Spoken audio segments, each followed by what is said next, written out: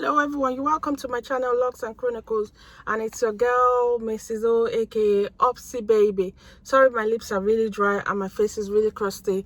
I've been wearing a mask. I've just had my second COVID-19 vaccination, so now I'm fully vaccinated and I'm excited to travel when the gates open for international traveling.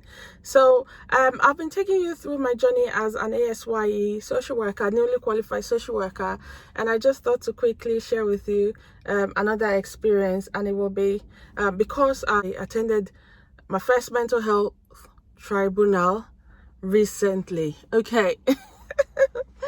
So if this is something that you would like, just stay tuned. So the reason I'm sharing this is because when I was told I was going to do attend the tribunal, I was really nervous. I was really, because it's law, it's legal, it's court, and I didn't have any opportunity to shadow anyone before, and it's COVID time and it's really hard and we're not having physical contact that much. So I started Googling what is a mental health tribunal, what to expect, and I just had to pick things, speak to senior colleagues and ask them here and there. So I just thought I'll come and share with you what to expect at a mental health tribunal. So first of all, so a mental health tribunal, just in case you don't know, is when a patient, well, for the one I attended, a patient would be under a section, and they are kind of challenging that they don't want to be under that section, and they're bringing their reasons why they feel they should be discharged from the section, and that's why there's a tribunal, to see if it's appropriate for them to be discharged or not. Let me talk about the people that will be attending. So definitely the judge, the panel doctor. That's an independent doctor, not the patient's consultant. I'm talking about this time. So the panel doctor, the judge, a panel member,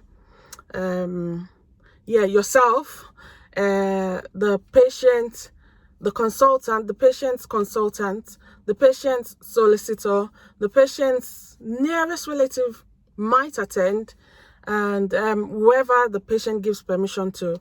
So if you're like a student or someone who wants to shadow what's going on there, you can't just stroll in and then get to observe.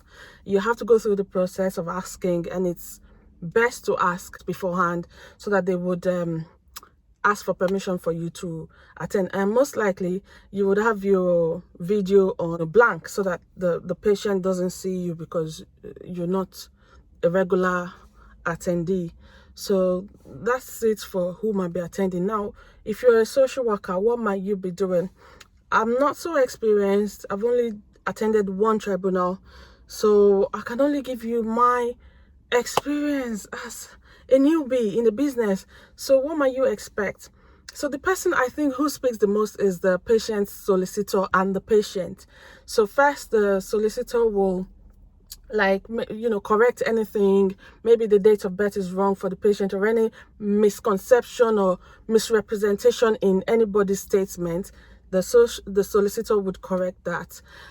So you would have written a report, a social circumstances report, as a social worker, and that report is such a big report. I had to do for the first one that I was invited to. I had to do this report in 5 days. But the one that I actually attended first was not even mine at all. I just had to cover up for another colleague.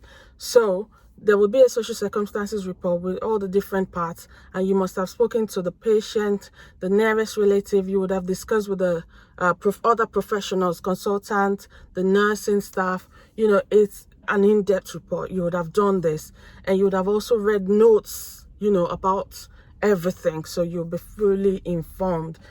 Beware, you might not even have met the person physically, but you have to have done your research. So you'd have done the report, and what basically you're coming to this tribunal to do is to present your report. And then the judge will instruct everyone to speak. So this is how it goes. The patient's consultant, that's the person treating them, the consultant whom they are under in hospital, would present their report. So the consultant will speak and say why they feel that the patient should remain in hospital, and if they now feel that the patient should be discharged, then they will say that anything might have happened, progress might have happened. They will just present their point, and then it will go to the nursing staff, and the nursing staff will just report how treatment has been with the patient, what progress the patient has been making or sadly not making. And you as a social worker also will be asked to present your report. And everyone who speaks, you will be questioned. If anyone asks, any other member of the tribunal has questions for you, so you have to be prepared to answer questions that has to do with your report. So you'll be asked questions by the patient's solicitor. If like you haven't done due diligence with your report, it will become obvious. The judge will also ask you questions if they have questions for you. But what you must remember is that you have to remember to say if you haven't got experience. You have to remember to say if you don't know the person really well. You just have to be honest and just say, I'm really sorry. Or if you haven't really had time to prepare your report and you were just given the case all of a sudden, you just have to remember to say it, just be truthful. Don't go and act all experienced when you are not, or all knowing when you're not. So that's just what you have to remember.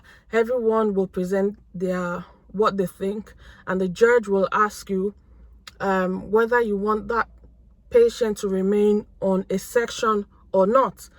All the professionals will say what they feel. The nearest relative, if they've attended, will also have the chance to say whether they want patient to remain on the section or not. And then the patient will then say what they feel and why they feel that they should be discharged from the section. They will present their own case too. And the solicitor will also speak on their behalf. So at the end of that, I think what would happen is the judge then says, okay, we have to think about this. The judge and the panel members, which are the independent doctor and the other panel member that I spoke about, they will then decide what is going to be the final decision. And then, they will let you all go on a break. And when you all come back, the judge will declare what the decision is, and then the judge will say something like the reasons for the decision will be sent to the patient, and that will be the end of the tribunal. I don't know what you might be thinking, but what I was thinking was I was really, really nervous. I could hardly speak, to be honest with you. But now that I've done my first one, I think I can share my experience. I think the next one should be better. Just know that you just say what you know about the patient and what you feel should happen. Be empathetic. So even if you're saying that someone should remain on a section, you have to show empathy and you have to really be empathetic. And if you're saying that they should be discharged, you have to have your facts and then just present what you think. And then it is left to the judge basically to decide what happens. So yeah, that's it. That's how it went with my first mental health tribunal. And if you're going to attend one, or if you're a social worker and you're going to be attending one, I'll say brace yourself up, do your homework, do your research, and have some confidence in yourself. I wish you all the best with it. I hope it goes well and you'll be fine. Okay, check out my other social work videos and just have a good time. Remember to like this video, share it, leave a comment, and click the subscribe button. Smash it for me. Yeah, thank you. Okay, remember that I really do love you, and until I come your way again, mwah. See you next time. Bye.